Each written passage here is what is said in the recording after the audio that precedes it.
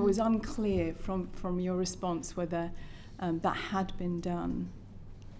Well, you will know with a huge number of both impact assessments and the evidence pack that we published alongside the original proposals went through some of the different impacts that those proposals would have had, and obviously as well I know you within the report you're asking for our Chief Medical Advisor to be obviously engaged and involved the whole way through that process, and that was absolutely the case.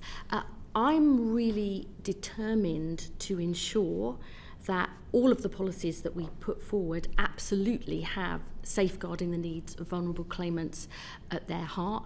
You'll know that we're going to produce a comprehensive system-wide approach in the autumn.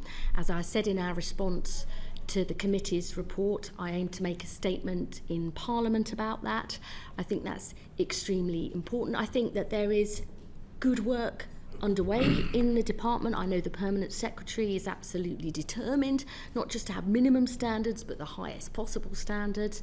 But I'm absolutely sure whether it's looking at our training, at all of our processes, how we actually engage with claimants, making sure that there are all those safeguards in place. We need to make sure at every single step that that's being done. And I hope that once we've completed our review within the department, we publish our new approach, I make a statement to Parliament about it, people will be more reassured about how seriously we all take this issue.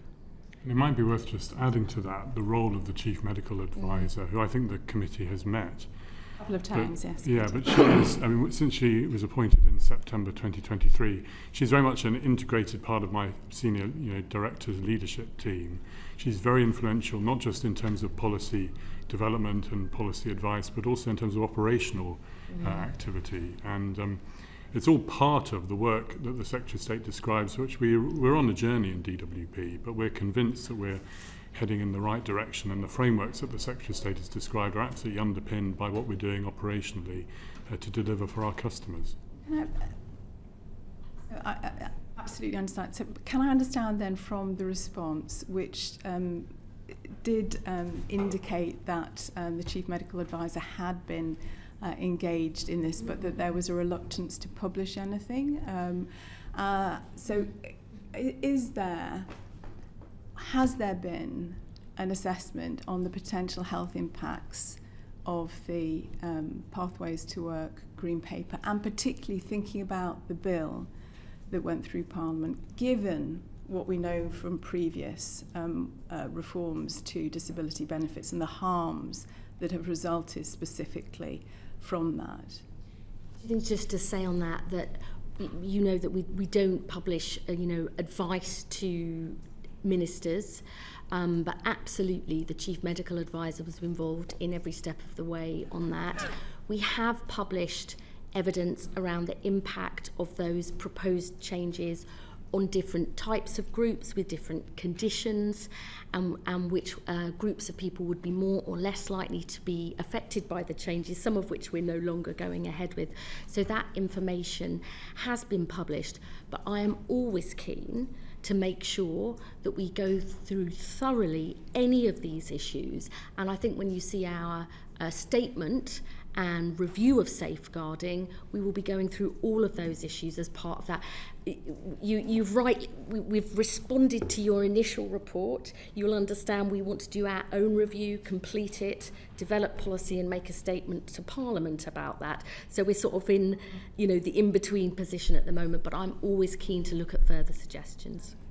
So as a point of information, I think impact assessments can be seen as advisory documents, but they're not advice. Policy so they're advice, they're based on evidence, and I think that's really important distinction to make, particularly in areas around the impacts on health and the potential, as I've just said, about harms. But let's move on. Just very, very briefly, you'll be aware that in 2022, the Equality and Human Rights Commission decided to issue a Section 23 to the department because of concerns about the deaths of claimants and other considerable issues within the department. Obviously, last May, that was escalated to an investigation about the impact on discrimination against disabled people.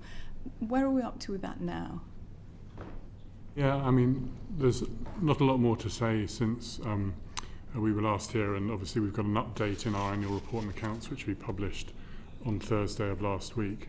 The Secretary of State and I met the Chair and Chief Executive of the EHRC in October, and we very much agreed that we wanted to work in a very collaborative, constructive way forward. Since then, the EHRC has asked for a number of pieces of information. They've had everything that they need. There's ongoing conversations going on. We're waiting to hear from them. We seem to be at a similar sort of stage that we were with under the previous government. It doesn't look good, does it, in terms of the government being investigated? We all want this resolved as soon as possible. I think I said last time I was here, you know, I absolutely want to make sure that we are delivering not just on our legal responsibilities, but the highest possible standards. Been very open to that, and you know, we of anybody want to get this sorted as quickly as possible. Thank you, Steve Darling. Thank you. So thank you very much for attending today. It was just last November when you were with us and reflecting on benefits for people with long-term health and disabilities. You talked about genuine engagement and not being led by cuts. And then in March, the paper's published without consultation with the highest level of cuts for the last 10 years. What engagement was done before that? What were the key drivers? What happened between those times to actually it appears abandonment of those core principles that you had in November to March? What went wrong? You'll forgive me for not agreeing with the characterisation that you put forward.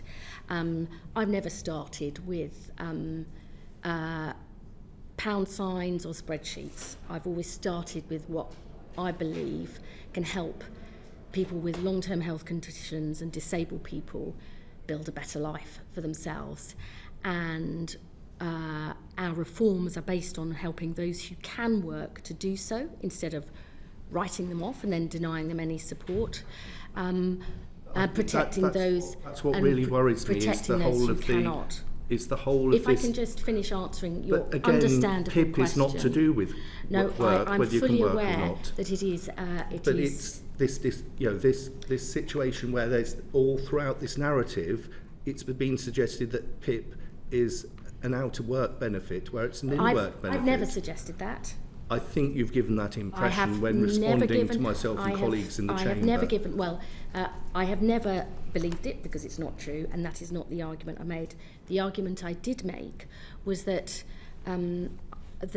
we need to make sure that this absolutely crucial benefit is sustainable for the future, and that a doubling of the number of people on PIP over the last decade, if that were to continue into the future, that my real concern is that the benefit, which is absolutely vital for people, won't continue in future. Now, where we've ended up, I think is a good position where we will make sure that we work with disabled people, the organisations that represent them, to take a really good long-term look at this benefit, to make sure it really is there for those who need it, and that it reflects, as you will have seen in the terms of reference for the so-called Tim's review, that it actually genuinely is there for people who need it in future and takes into account the big changes that we've seen in disability, in society, in the world of work since PIP came into place over a decade ago.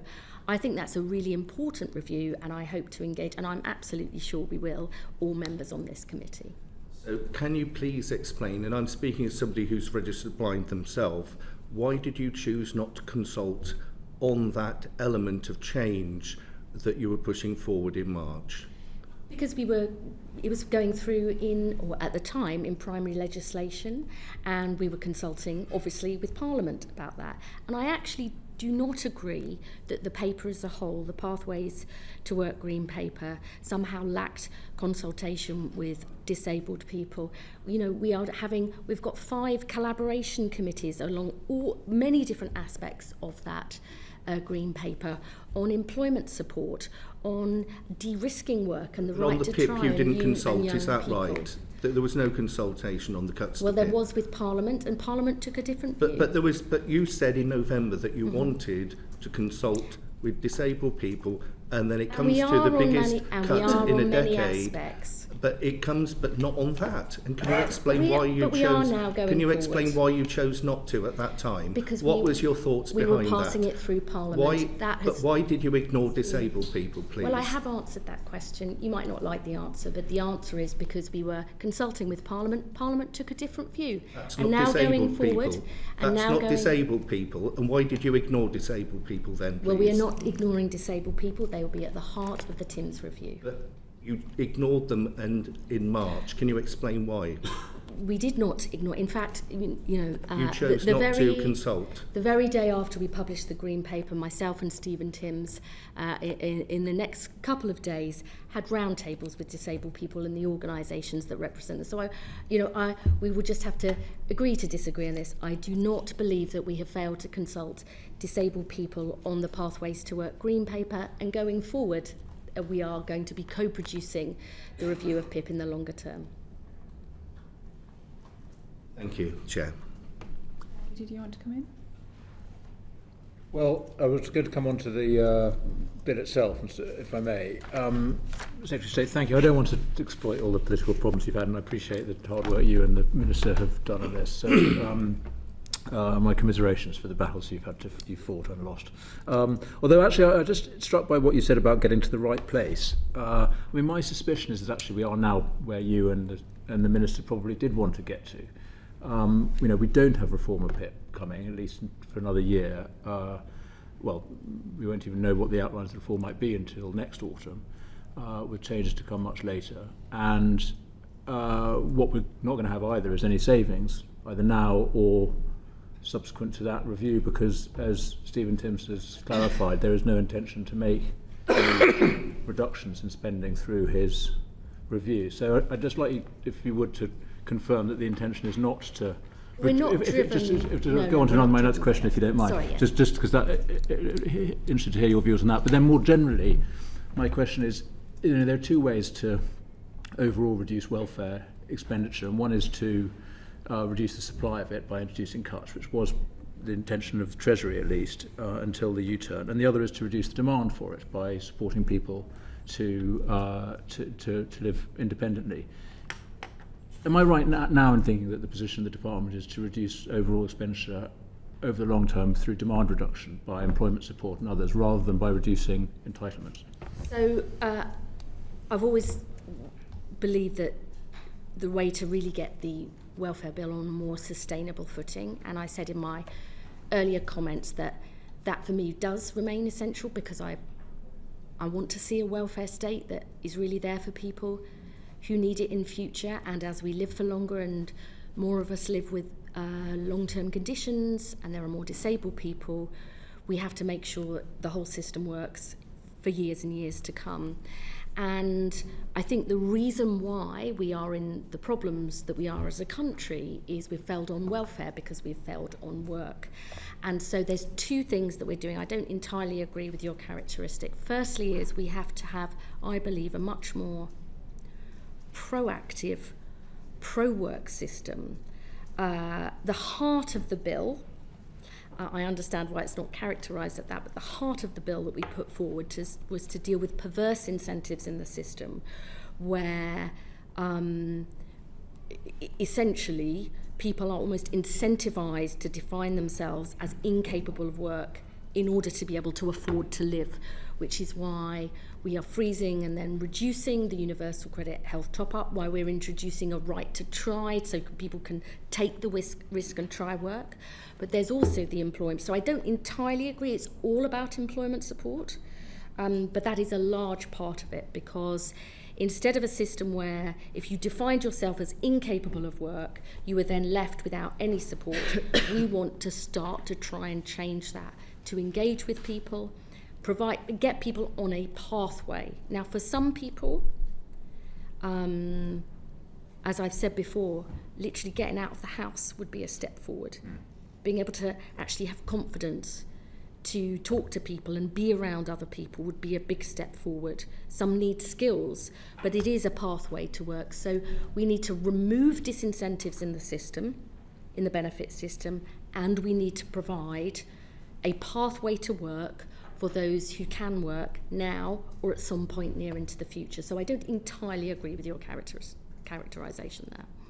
Very quickly. There's still a £50 a week incentive to present as incapable of work through the reduced but still substantial LTWRA entitlement. Surely the logic of what you're saying is that should be scrapped altogether, and that PIP should be the benefit that people receive to help them cope with the cost of disability.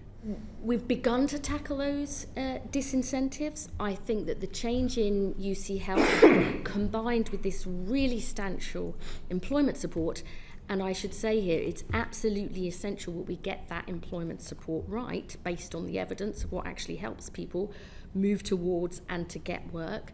Together, I think that is a decisive shift from the system that we inherited, proactive, pro-work. There is more to do, and we'll see that. We've finished the consultation on the Pathways to Work Green Paper. There were many more ideas in that. But how we actually have that proactive, pro-work system is a big change, and we are continuing to make those reforms. Thank you. Oh, German. Thank you, Chair, and welcome, Secretary of State. So you've talked about the employment support that we want to ramp up for disabled people, and the Pathways to Work Green Paper discusses that and the investment put into it. Is that level of investment still possible, given the changes to the original proposals on welfare reform? Yes, that is, and in fact, it's more now with the additional £300 million that we announced during the passage of the bill. So this will now ramp up to 3.8 billion in total. There was already investment in the system that we'd put in, but this is additional funding for that.